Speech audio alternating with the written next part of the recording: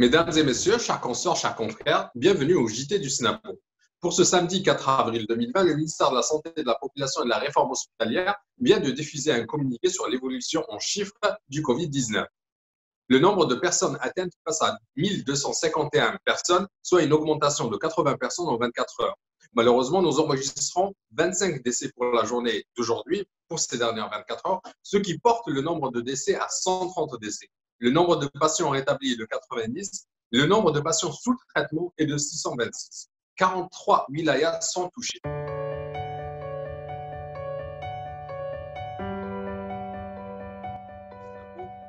Pour nous accompagner, nous avons le plaisir de recevoir M. Smaili Mouloud, président du SNAPO de Tizi Ouzou et membre du bureau national. Monsieur Smaili, bonjour. Bonjour. Marhaba bik. Monsieur Smaili, les pharmaciens assurent la continuité du service public en restant déjà ouverts et en garantissant la disponibilité des médicaments. Mais par contre, de nombreuses problématiques se posent à eux au quotidien, les empêchant de mener à bien leur mission. Monsieur Smaili, avez-vous remarqué des perturbations dans la distribution des médicaments? Merci pour la question. Effectivement, il y a lieu de, avant d'enchaîner directement sur la perturbation de l'approvisionnement des officines par les médicaments, il y a lieu d'abord de noter que le pharmacien, malgré toutes les difficultés, malgré toutes les contraintes qu'il rencontre au quotidien, à savoir l'indisponibilité des fois de son personnel pour diverses raisons, et aussi par les couvre-feu qui est installé, soit totalement, c'est le cas de Blida, ou bien partiellement pour un certain nombre de wilayas. Donc, le rythme de la pharmacie, de l'activité officinale a complètement été chamboulé. Rien n'empêche le pharmacien a pu quand même assurer la continuité du service d'une manière quand même assez remarquable et assez honorable. Maintenant, s'agissant des perturbations, effectivement, nous avons remarqué, c'est le cas, donc même les grossistes, les répartiteurs, ils ont été impactés par cette pandémie. Il y a pas mal de grossistes aussi qui étaient amenés à réduire aussi l'effectif, le personnel. Donc, même les rotations ont diminué. On a constaté que auparavant, il y a un certain nombre de rotations de 2 à 3 par jour. Donc, on se trouve pratiquement à une rotation par jour, voire une rotation par 2 jours. C'est en fonction aussi de la disponibilité de leur personnel, aussi de la mobilité. Donc, ce n'est pas aussi évident que ça, surtout pour acheminer les traitements entre les wilayas. Voilà. Donc, pour répondre à votre question, effectivement, on l'a constaté. Très bien, merci. De nombreux pharmaciens se plaignent de la disponibilité des médicaments. Qu'en est-il en réalité?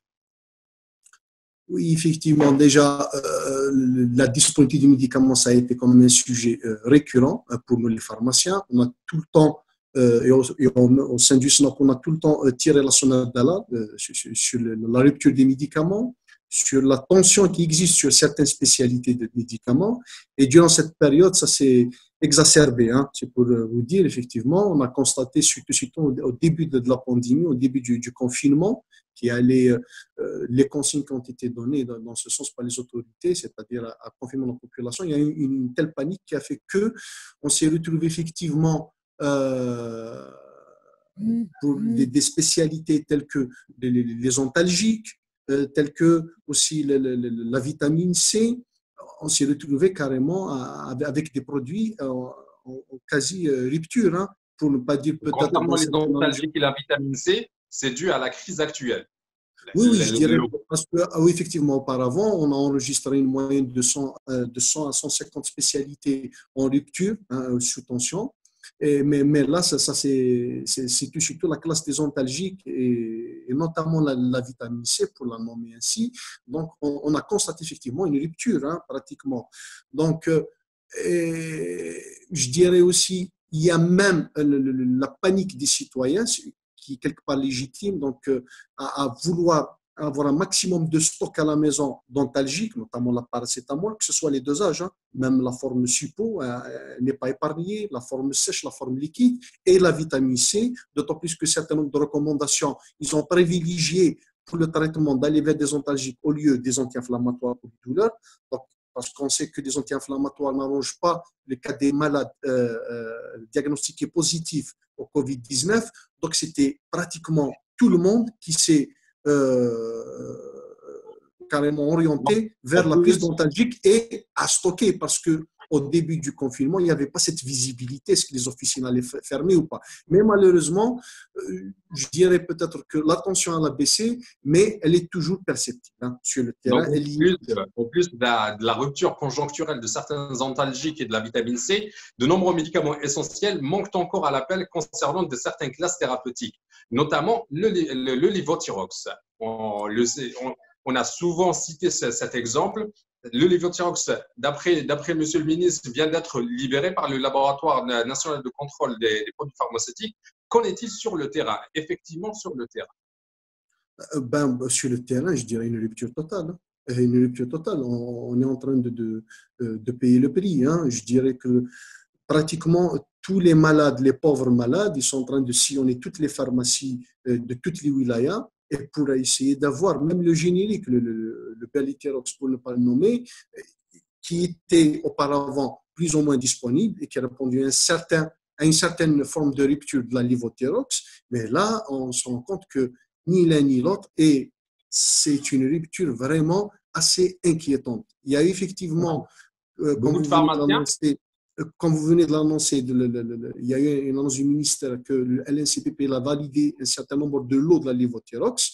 Bon, on a eu des échos par-ci par-là que les premières quantités ont été livrées, mais on espère vraiment que durant les prochains jours, que les officines seront suffisamment provisionnées pour quand même prendre en charge cette forte, je dirais très très forte demande de nos patients. Hein, et pour dire nous avons eu confirmation nous avons eu confirmation de part de nombreux pharmaciens de la libération de la lévothyrox. Par contre, un phénomène de vente concomitante s'est installé. Il y a eu déjà des plaintes enregistrées de la part des pharmaciens concernant ces concomitances. Oui, non. Vous soulevez un sujet quand même assez épineux et assez important pour nous, les pharmaciens d'officine. Nous sommes en train de le subir et ça ne date pas d'aujourd'hui et ce n'est pas conjoncturel. C'était toujours des pratiques qui étaient quand même courantes, malheureusement, et que le SNAPO a dénoncé à maintes reprises auprès de certains grossistes. Malheureusement, il y a ces pratiques de vente concomitante, cette histoire de Pâques, et quand même, ça a pris une certaine ampleur, une certaine dimension durant cette pandémie, surtout je vous dis, hein, pour les antalgiques, pour la vitamine C, pour la lévothyrox, même pour certaines formes d'héparine, telles que la Lovenox, pour ne pas la citer. Donc, il y a pas mal de produits. Et nous sommes en train de subir, malheureusement, c'est-à-dire ces pratiques-là, et c'est ce qui est dramatique quand même, avec cette conjoncture quand même le coronavirus, cette pandémie que nous sommes en train de vivre à l'instar de tous les pays du monde, quand même, c'est désolant de voir. Effectivement, on invite les pharmaciens, c'est-à-dire à dénoncer, dans la mesure du possible, ces pratiques, dénoncer auprès des institutions locales et même nationales, auprès du Conseil de l'ordre et même aux autorités sanitaires. Parce que quand même, limite, ça devient quand même pas du tout gérable. Hein. Je vous dis quand même, ça reste des pratiques quand même condamnables et nous continuons quand même de les condamner. Voilà. Merci, M. Smiley, pour vos réponses. Nous arrivons à la fin de ce journal. Merci de nous avoir suivis. À demain.